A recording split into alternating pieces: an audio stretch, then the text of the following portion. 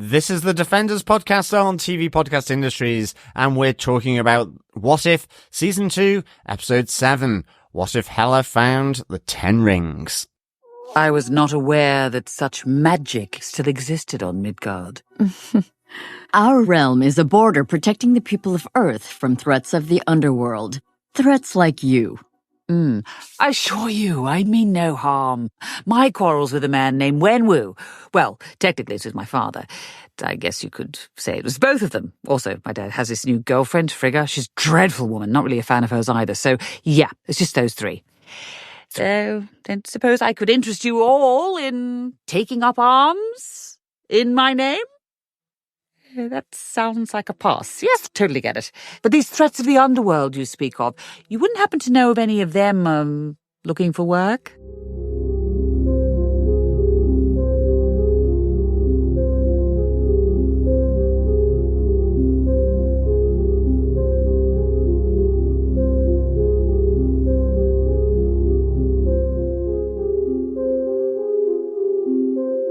Welcome back, fellow Defenders. This is the Defenders podcast on TV Podcast Industries, and we are discussing the new season of What If. This installment, episode 7, is asking the question, what if Hela found the 10 rings?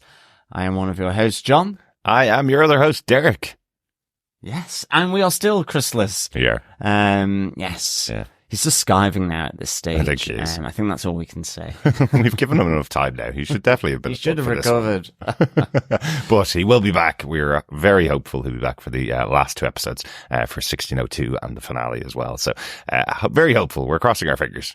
Yes, and legs, and toes, and you name it. Everything that we can, we will cross. Exactly. But welcome back, fellow Defenders, to this installment of What If. Before we get into our spoiler-filled discussion of the episode, just a quick reminder, you can head on over to tvpodcastindustries.com, where you can subscribe to the podcast on any mysterious podcast player in the multiverse of your choice. You can also send in your feedback, thoughts, comments, and theories by email to feedback@tvpodcastindustries.com or within the spoiler-filled comment posts over on our Facebook group, which is at facebook.com/groups/TV Podcast Industries. And you can send in all those theories to us for our feedback section. Yes. Shall we get into this episode of What If? Yes, we shall. Yeah, absolutely. Derek, what are some of the episode details for What If Hela Found the 10 Rings? Well, executive producers of the show, of course, are Bryan Andrews, AC Bradley, and Brad Winderbaum, with Kevin Feige, of course. The head writer for the show is AC Bradley for this season. As we mentioned in the last episode, she has announced her departure after the end of season 2 of What If, so not involved in season 3. This episode, though, is written by Matthew Chauncey, who's written multiple episodes of What If, and, of course, directed by Bryan Andrews. Excellent stuff. The team back together again. Exactly. John, do you want to tell us what they gave us with your synopsis for What If, season 2, episode 7, What If Hela Found the 10 Rings? Sure.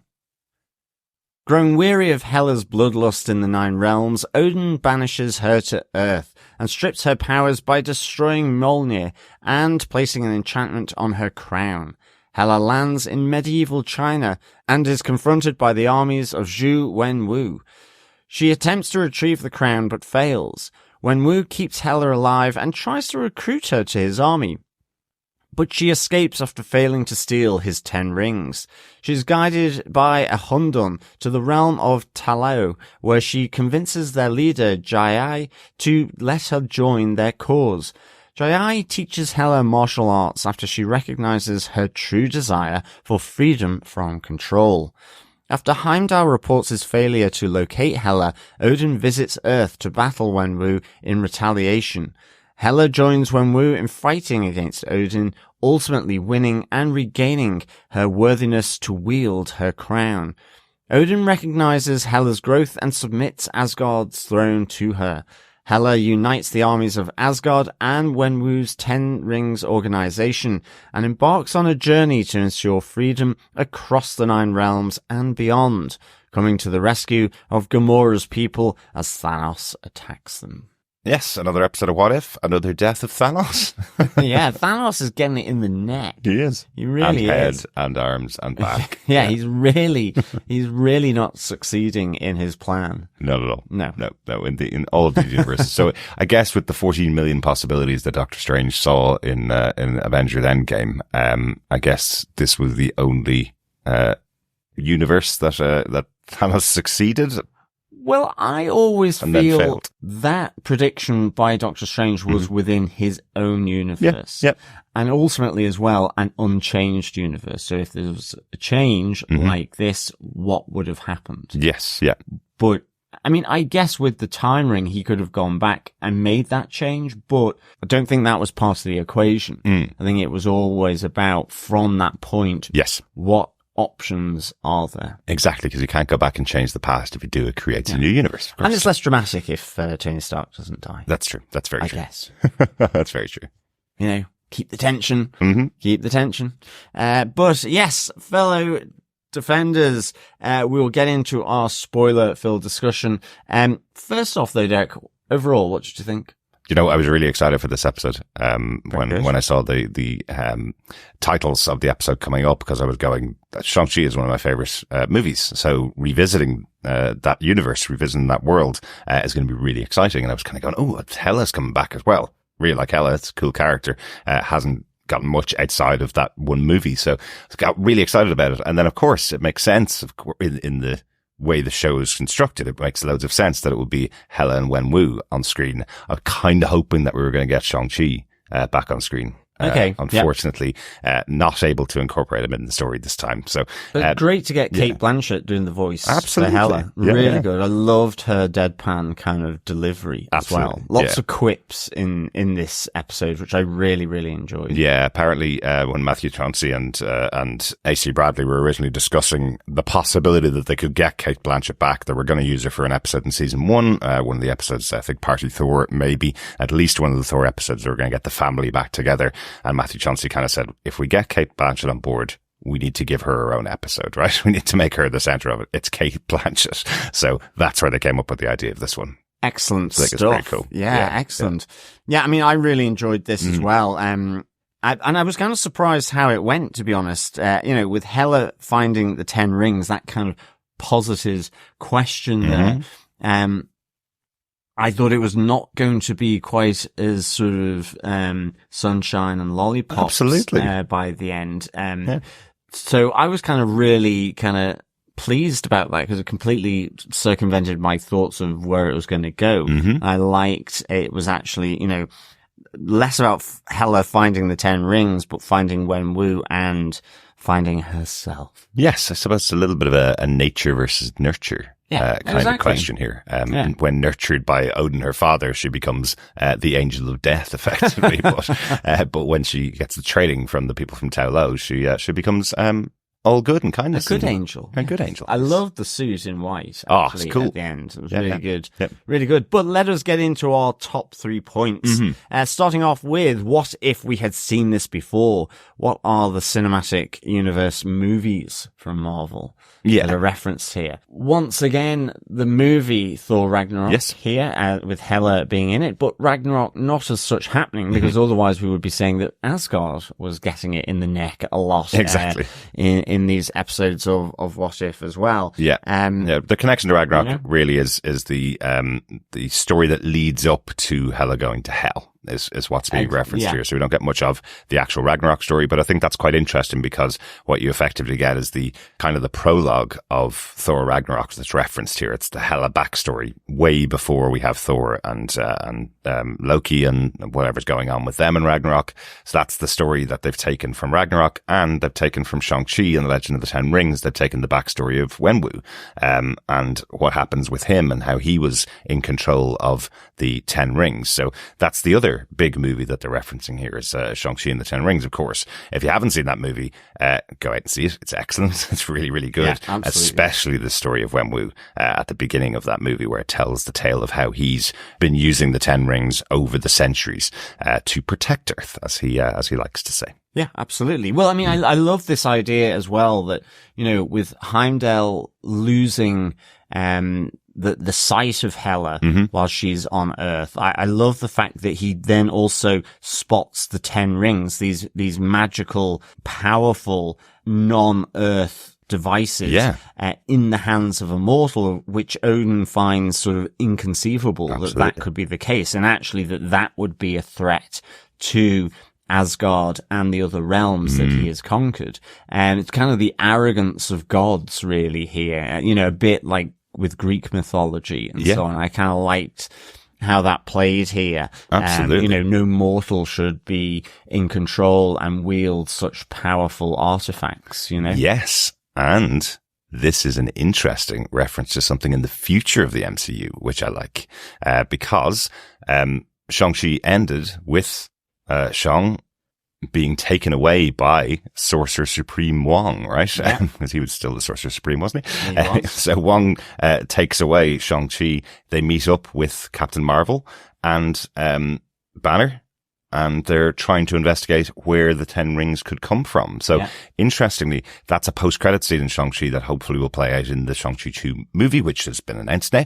But we've never been able to return to that. In the other movies that followed it, we've never returned to that story of it. So here we have Odin and Heimdall talking about the fact that these are extraterrestrial in origin and they shouldn't be on Earth, and shouldn't be in the hands of a mortal. So that's quite interesting that we're kind of looking into the future of the MCU a little bit. Yeah, absolutely. But really good to have a Shang-Chi movie referenced here as well for the first time in What If. Exactly. I thought that was really good. Absolutely. And there is one other movie that a lot of inspiration is taken from for this, but it kind of connects to what the small change is. So that's our second major point. The small change that's happened in this universe is that instead of Hela being banished to hell, as she was in Thor Ragnarok, as we saw in Thor Ragnarok, Hela is banished to Earth. And this is very similar to the first Thor movie, that Thor got banished to Earth because of his arrogance, because he didn't control his powers the way that Odin wanted him to. Here, Hela's banished to Earth. Her power is removed. Odin puts effectively a spell on her crown, saying that until she learns humility, she won't be able to get. That's true. It could be anybody else. It could be anyone that effectively worthy of that crown in the same way Thor or someone had to be worthy of holding Meow Meow or Mjolnir. So I really like that for sure. And I think to that our second point, what if there was that small change and what flows from that, from that initial premise of this episode is, we have this great kind of almost learning and unlearning of Hela. I love the fact that we got, as you say, that prologue of Odin and Hela conquering the 9 realms, but effectively Hela wanting to continue kind of this bloodlust, and challenging Odin to continue that he's gone weak as he's kind of drawing back and trying to consolidate. He's got control of the 9 realms. That's the extent of his ambition, really. Yes. And she is wanting to go further beyond the 9 realms and across the cosmos. So he strips her, as you say, of her power and of her crown, and casts her out into Midgard, onto Earth. And the crown can only be worn by someone who has mercy, to wield that power, that comes with being the goddess of death, effectively. Exactly. So I really thought that was great. And I love having then Hela on Midgard and just the arrogance of her confronting a fairly relaxed and sort of knowing Wenwu, really. I kind of really enjoyed this. It's like he could understand that this came from outside of Earth, from off planet, because he's experienced that with the 10 rings. He kind of understands that. Yeah, exactly. And so, I guess there's a bit of gambling going on in some of his calculations, certainly where, he takes her to her crown, and says, well, put it on there. And I love Hela's, sort of response to that. Are you stupid or brave? Maybe a bit of both, you know, as, you know, she's told him she's the goddess of death and, well, you're escorting me to the instrument of your ultimate destruction because she thinks she's just going to be able to pick it up. Yeah. And then she can't, you know?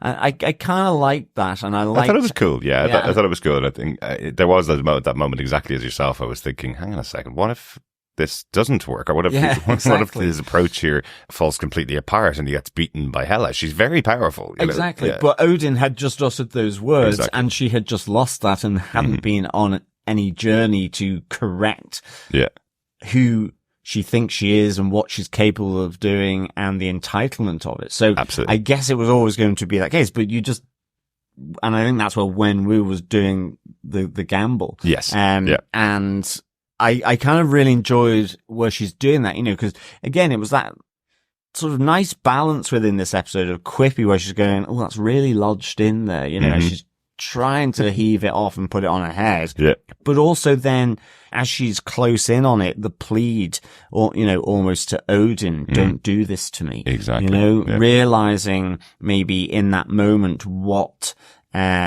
he has actually stripped her of, you know, in terms of that power. Exactly. So I thought this was really, really good. Yeah, and side by side, the shot of her trying to pull at the crown in the rain looks exactly like Chris Hemsworth in Thor in the rain in Mexico as he's trying to pull Mjolnir out of the ground. It's perfectly animated side by side. Some other cool things that are done really well in the animation and in the performance of Cate Blanchett. I love where she rubs her hands over her head just like she did as she arrived on Asgard to reveal herself as this queen of death, effectively, where she got the crown. This time she throws her hands back and nothing happens at all. And then you see her throw her two hands to her side to try and get her daggers out that she used to kill so many people in Asgard. And again, they don't come. They don't come calling because she's lost all of those powers. She's just a human right now. Yeah, it was really good. But I like then the other shift of this with Wenwu where, you know, effectively he brings her in. You know, he keeps saying, I want her alive, you know, don't kill her, but proposes an alliance, with, himself, you know, to fight side by side to protect the world. Absolutely. You know, and I really I like that. And I like the fact that, you know, Hela's response is, you wouldn't be proposing that if you knew who I was, you know, like my father. And he's like, I'm not your father. Exactly. And again, the quippiness of where he puts her in a red gown and, you know, she's saying, well, it won't stain when I slit your throat, you know? Or the other side of it is when we were saying, you know, normally it's a color used in weddings. And she goes, I thought this was a proposal, not a life sentence, you know? And I just loved all the, it was really good. The chit chat and the dialogue in this episode to me was really, really good, as well as just the whole concept of it. Absolutely. And I do like, no matter what universe you're in here with Wenwu, he's always open to love, isn't he? Yeah. That's the kind of interesting thing. Wenwu's story in Shang-Chi is that he meets with Shang-Chi's mother, and they form a relationship, they fall in love, and they have children together. So here he is falling in love with Hela instead, because Hela has arrived much earlier in this history. He is still looking for Tello. He is still looking for these types of artifacts in the world, like he did with the 10 rings. So that's why he finds Hela's crown. But here, because of her interruption in his history, I suppose, he is starting to fall for Hela. So that's quite interesting. Yeah, exactly. But, you know, she's not ready yet. And so ultimately escapes, you know, being helped by the face/ass creature. Also, a Dejang, or as we knew from Shang-Chi and the Ten Rings, Morris. Yes. Who befriended Trevor Slattery. Exactly. And I like how the quips still, you know, were coming, and certainly around that with, you know, it's not the first time I followed an arse into war or into battle. You know, all this, it was just really good as they go into the bamboo forest that we saw from Shang-Chi. And again, that, you know, I've not survived 1,000 years of war to die at the hands of foliage. I mean, it was all, was just such great sort of dialogue for me. I loved it. Oh, so good. Really, and really good. Cate Blanchett's delivery as well. It was just this kind of exhausted 1,000-year-old sort of deadpan of like, I mean, if I didn't think I could be surprised by anything, but I am, but I just haven't the energy to do it. Exactly.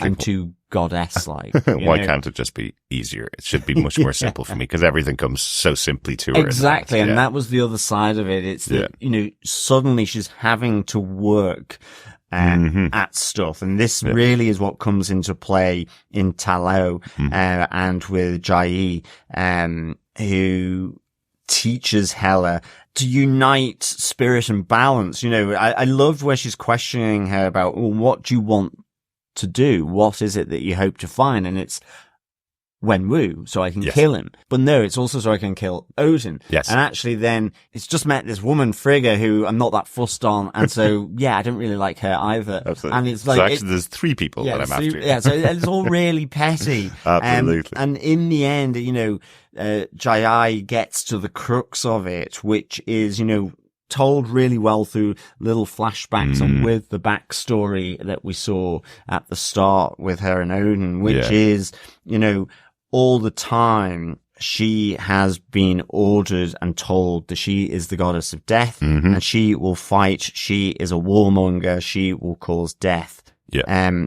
And what she's looking for ultimately is freedom from control, and that freedom to choose her own path, which she kind of, embraces and goes to do, even though, before all this, her mind was, well, is there anyone that wants to join my ranks and take over the world? All this kind of stuff. So I really enjoyed this whole premise. And I liked how it played out a lot. Yeah, I thought it was really, really good. And it also fits the mood and themes of Shang-Chi as well, that were explored so well in that movie. That was one of the big compliments we had for it, that they created another society similar to what we talked about the First Peoples in the previous episode, and about the Mesoamericans and Black Panther and Wakandans in the original Black Panther movie. So again, it was another movie that had a great perspective on the history of these types of characters in the Marvel universe, and it's taken a really good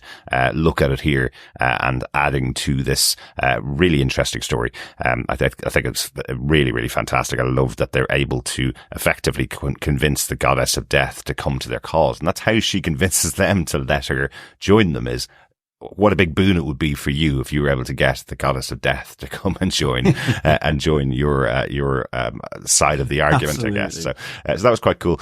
There was little references in there as well where she talks about I am Hela, I am a demon from another world, and they talk about the fact that this community is there to protect demons coming through from the other world. That's their job, just like Doctor Strange's job is to protect people from other dimensions coming through, or demons from other dimensions coming through. They have a similar job. So they're talking about their role as protectors against the dweller in the darkness, which again we saw in Shang-Chi. So, I loved how when she came across Tao Lao, she almost breathed in that magical cosmic energy, and she's like, I'm not aware of such magic and that existed on Midgard, in the same way then that Odin has the same kind of view once Heimdall reports to him, and ultimately precipitates Odin coming to Midgard and setting up that kind of huge end sequence and battle sequence between Odin, Hela, with Wenwu. But and that I just thought was really, really epic. I really enjoyed that, and just then seeing how the different techniques that Jiayi had sort of imparted to Hela, things like practicing the art of breath, the paper folding, sort of the laundry stuff, and all the martial arts. I really liked how it kind of mirrored some of the moves that you had seen them practicing. Absolutely. And Hela learning then in the battle with Odin. Yeah, absolutely. I thought this battle was so cool. Just this idea that effectively they're fighting against the All-Father. We saw the confidence of Wenwu earlier on when he allowed Hela go and try and get her crown back, because he's got the 10 rings. They are so powerful that he's been able to lead armies and crush nations almost. But he talks about the fact that he's here as a protector for the planet, and if they join together, they can both be protectors. And here we have Odin coming in because of, exactly as you said, John, the information being passed to him from Heimdall. Now, Heimdall's supposed to be a really nice guy. We tend to like Heimdall from all of the movies that he's appeared in, but just the fact that he goes and tells Teacher that he's lost Hela and sends Odin on going to Earth, you know. Well, he's all seeing, isn't he? So I is, guess he's a bit like the secret police. He can just, Basically. he's able to pass like strategic or tactical information to Odin, which is what he does here. Yeah. But there's something about the way Odin reacts to it that, you hear Hela saying that Odin's here destroying the nation or fighting against Wenwu and the nation outside of Taolo, because in her name is what she says. And there's something about the way that it's delivered from Odin that actually you feel he's almost jealous or angry that a human has such powerful weapons as the Ten Rings, and he kind of wants them for himself, or at least to put into his museum on Asgard, like he did with the Tesseract, like he did with other items of power before. But it's almost something like Odin just can't handle anybody else having power in the multiverse or in the realms. No, exactly. And I love how, the action is great here. I think, the animation is great. Across the whole episode, but in this fight scene, I love that Hela defies Odin. She no longer wants to be his right-hand woman, his weapon for his conquests. And, ultimately, she wants to end the violence once and for all and earns Odin's throne, and against his expectation. I guess Odin ultimately realizes he has been defeated, and actually she has gone off and done what he commanded. Exactly. And so, in a sense, it suddenly de-escalates very quickly because he can respect that and understand that, and so gives her the throne to Asgard, and then she's able to forge this alliance with Wenwu to unite those realms under a peaceful banner. Effectively. Then their own freedom and working together more than anything else. And this is really significant because, again, we are saying that this is taking a lot from Thor, the original Thor movie, and Thor being sent to Earth to learn humility, to learn to use Mjolnir correctly. And the reason why was because he was next in line for the throne, for Odin's throne, and Odin was always supposed to hand over the throne to Thor. That was the whole point of the original movie. But we never got a battle like this. We never got Thor versus Odin for the throne of Asgard. We got Thor versus the Destroyer, right? And then he comes back after learning the ways that he needed to learn, and then decides that he's going to become an Avenger, decides that he's not going to take the throne. Here, Odin steps out of the way. The Allfather moves out of the way and gives Hela the right to take on the throne. She is the eldest child, as we learnt in Ragnarok. She is the next in line for the throne at that time. So I just think it's very interesting that it spins out very differently. It's almost like Odin going, "Oh, well, actually, you've got much better ideas than I do." So it's like he's abdicating. Exactly. Ultimately. And I mean, that's, to the third point of, what if the universe was changed forever? He abdicates. And so Odin is no longer this All-Father. And the 9 realms are effectively almost united or protected by this alliance between Wenwu and Hela. And it's almost like Star Trek Federation type. Basically. But again, Hela's ambition leaks through because it's to go beyond the 9 realms and to the cosmos, and to protect where she can the people of the cosmos. Absolutely. So I mean, there's almost a hint of a flavor of Captain Marvel here, after the first movie, where she's wanting to use her newly acquired powers in order to protect people, beyond Earth, beyond Kree civilization. So, going out into the cosmos and saving them all. I just think this is so interesting. Again, the what spins out of these choices, as I said right at the start, this idea of the person that is bringing her up, as in Odin has turned her into this massive weapon, and then gets a bit scared when she wants to continue being a weapon. And here she relearns a different approach and is now an even better Allfather than Odin is, because she's uniting everybody under freedom. I think that's really cool. As she said, I gave peace a chance. Exactly. And then we have the final kind of reference to another MCU movie in how the universe has changed forever. And here we see that moment when Hela and her entire army, including Wenwu, swoop into Gamora's home planet just around the time that Thanos is about to kill half of the planet, which is one of his earliest actions in his plan to half the universe, to destroy half the universe, and catch him just in time. So before his realization of his plan at all has kicked off, he's got Hela on his back right now to take him out. So massive moment to stop the future of Thanos in this universe. Yeah, absolutely. Yeah. No, really good. Really good. Loved this. I loved, Wenwu kind of running on the 10 rings. You had Morris, the Dijang, bottom first or face first, flying through the cosmos to help as well. So cool. Really enjoyed it. Any other notes from the episode? Anything else you want to quickly reference, John?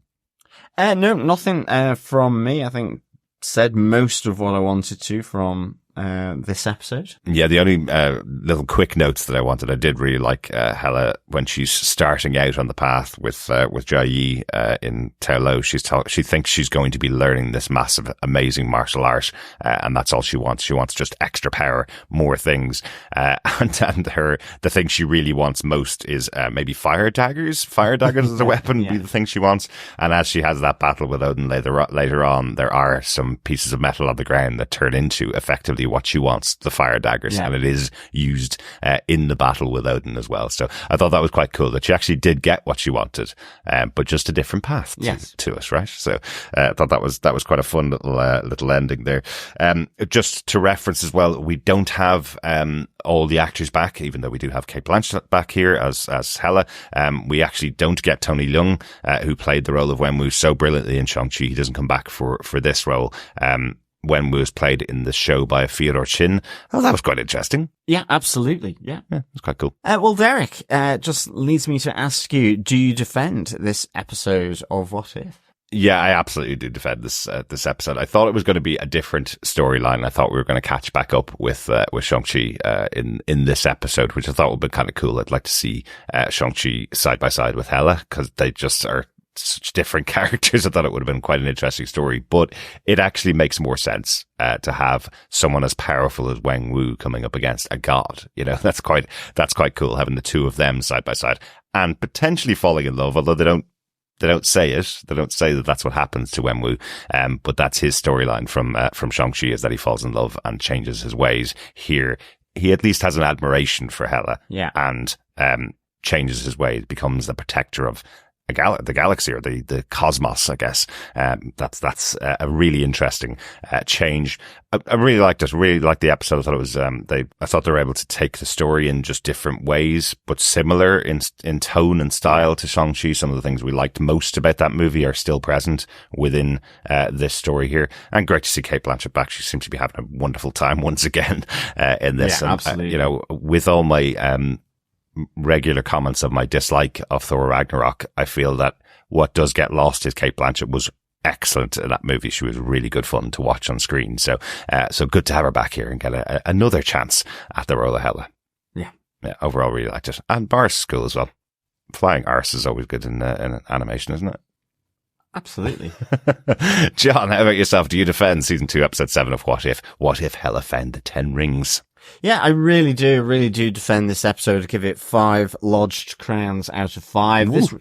This episode really grew on me. I've seen it 3 times now, and I just loved the writing from start to finish. I loved the concept of it.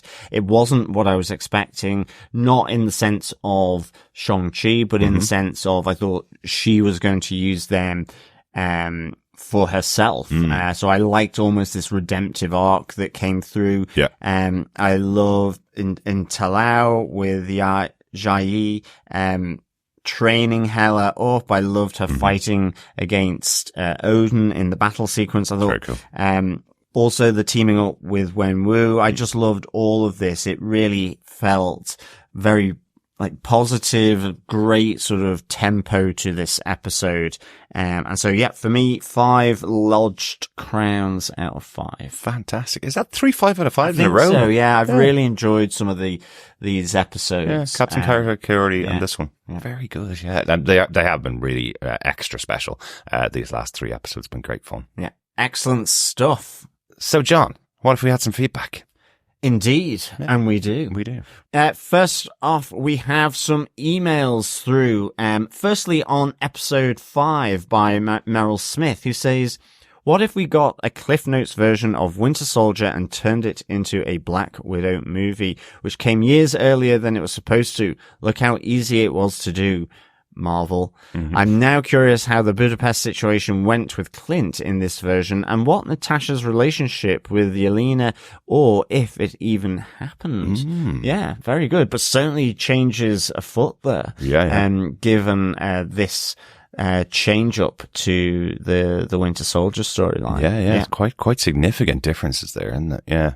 And you're right. I mean, I always have to remind myself how much I enjoyed the Black Widow movie, and just how I wish it had been earlier, like you're saying there, Meryl, because it really felt right, and you can just sense the possibilities with feeding into things like the Winter Soldier or whatever with the Red Room and what have you. Yeah, exactly. If it hadn't taken 10 years to make, effectively, for some bizarre reason. I remember when we watched that was our review of Black Widow. If it just had come out a couple of years beforehand, it would have slotted in really well within the other movies, and you can kind of watch it in that order now, apart from a couple of little post-credits things. Excellent. Exactly.